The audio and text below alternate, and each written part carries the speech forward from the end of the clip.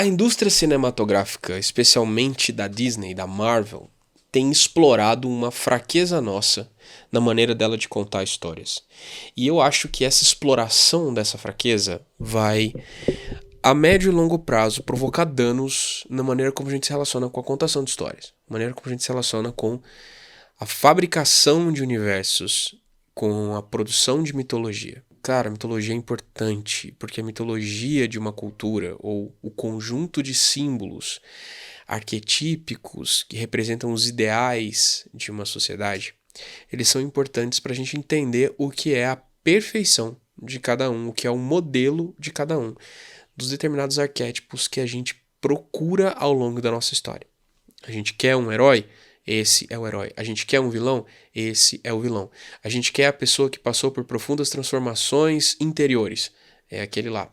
A gente quer o ideal de governante? É aquele lá. Então, estou falando aqui de arquetipia mesmo, falando aqui de estudos de modelos. Arquétipos são modelos ideais, que a gente parece que tem lá dentro da gente e meio que a gente compartilha isso. Não sei, vale a pena falar mais profundamente sobre arquétipos? Talvez. Deixe a sua sugestão aqui nos comentários, porque hoje eu quero falar mesmo de cinema da Marvel.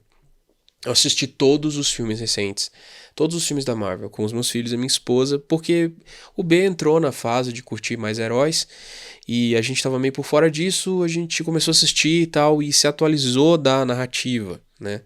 Chegou até os filmes mais recentes, assistiu as séries que estão no Disney Plus. A gente gostou mais de uns, menos de outros, mas em geral eles são medianos. Eles não fazem você gostar demais, não é incrível, não muda a sua vida, não é um filme que, meu Deus, agora eu enxergo o mundo de outro jeito. Tem filmes que fazem isso, tem livros que fazem isso, tem narrativas que fazem isso. Esse é o poder das narrativas, eles alteram a cosmovisão. As narrativas podem alterar a sua cosmovisão, ou elementos dela. Mas, no caso da Marvel, são filmes bons, mas não são excelentes. São filmes legais, mas não são ótimos. Os personagens são muito cativantes, os desafios não são lá muito grandes, a Terra tá sempre correndo perigo e parece que um herói não enxerga o que o outro tá fazendo. Mas eles inventam desculpas para por que essas coisas não se coadunam, né? Tudo bem. A questão para mim da Marvel é a exploração da falha da ansiedade. O fato de nós sermos seres que facilmente constroem ansiedades para si. Já reparou que, com exceção de Cavaleiro da Lua, todas as séries da Marvel e todos os filmes da Marvel se conectam, e a ideia é que sempre haja elementos de uma história dentro da outra, para que você vá assistir um filme por conta do outro. Você gosta muito de Homem de Ferro, mas no filme do Capitão América tem um elemento que explica algo do Homem de Ferro. E aí você vai assistir o outro filme porque você sabe que naquela parte vai falar do personagem que você gosta mais. E não, eu quero ver a história do Hulk, não, eu quero ver a história da Viúva Negra, só que a história da Viúva Negra tá dentro do filme do, sei lá, da série do Gavião Arqueiro. É curioso isso. Isso é uma exploração da nossa tendência a ficar ansioso.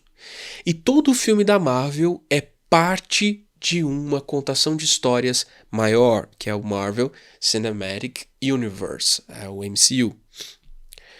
Os caras que escrevem essas histórias, eles contaram de um jeito que você nunca fica completamente satisfeito. E nunca uma história tem final. Ela sempre é um meio para algo. É um meio para o próximo filme. Esse filme mostra algo do próximo e a cena pós-crédito vai apontar para aquilo. E aí isso faz a cultura na internet explodir. As pessoas falam sobre isso, teorizam sobre isso, tem Reddit, subreddits, tem Twitters, tem perfis, tem canais no YouTube que vivem disso, da especulação no universo da Marvel. Quando o filme vem, muitas teorias boas caem, muitas teorias são afirmadas e etc. Nunca é tão bom quanto a gente imagina, porque a nossa capacidade de imaginação ainda é melhor do que aquilo que é capaz de se apresentar muitas vezes. E no final, a gente tem a mornidão de uma nova ansiedade. É curioso como a Marvel explora isso. Ela coloca a gente em um universo em movimento, um universo vivo, em que cada história se conecta à outra. Mas ela faz isso de um jeito a nunca nos apresentar uma história completa. E a gente não sabe exatamente quando que a satisfação, o payback, como é que eu vou dizer? Como que a satisfação mesmo. Aquele sentimento de trabalho concluído. De vi uma história até o final. A gente nunca vê isso. Cada filme da Marvel explora a nossa ansiedade de maneira a nos conduzir pro próximo filme. É uma estratégia. É uma estratégia comercial. Isso enfraquece um pouco os roteiros. Enfraquece porque a gente nunca consegue ver exatamente onde as coisas vão. Enfraquece os roteiros porque certas coisas têm que ser facilitadas para que haja espaço para alguém que talvez não fizesse parte daquela história, mas ele precisa ser introduzido ali.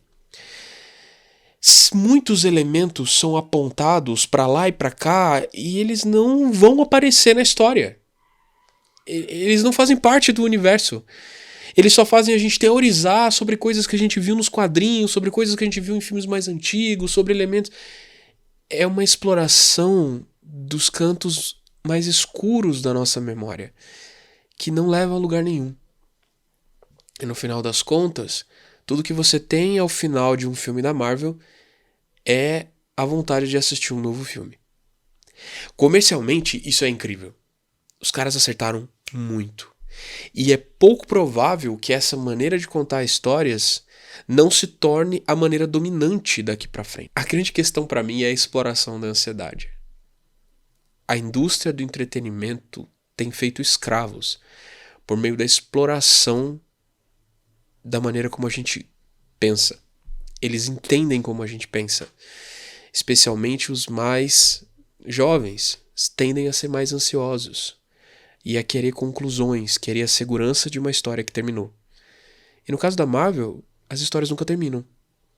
Então, a nossa ansiedade é constante. A verdade é que nós precisamos aprender a ter paz naquilo que acaba, no fim. E a nossa rotina não nos permite mais ter conclusões de ciclos. A gente não termina.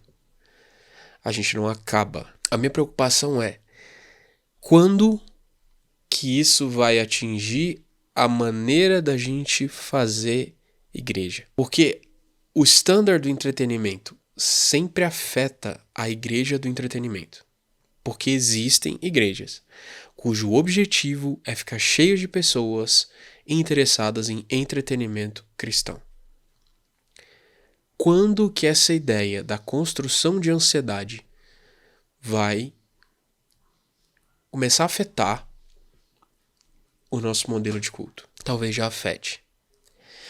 Muitos cultos são love bombings, são cultos que a emoção é despertada ao máximo, que o senso de pertencimento e de paixão e de emoção é explorado ao limite, com as luzes, com as cenas, com a maneira de falar, com a musicalidade, tudo bombando a gente para ter aquela carga emocional que ativa todos os neurotransmissores que você tem, a fim de produzir em você uma sensação de cara, o culto foi massa, eu fui visitado por uma emoção.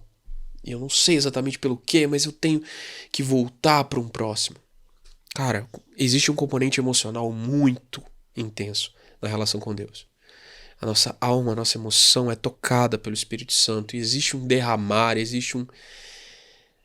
Mas quando a gente aprende a explorar isso, a gente aprende a infundir isso, em vez de permitir que isso seja naturalmente despertado por uma palavra que toca o coração, mas que é pregada com fidelidade, por uma musicalidade que toca o coração, mas que é executada sem o propósito de produzir esse efeito.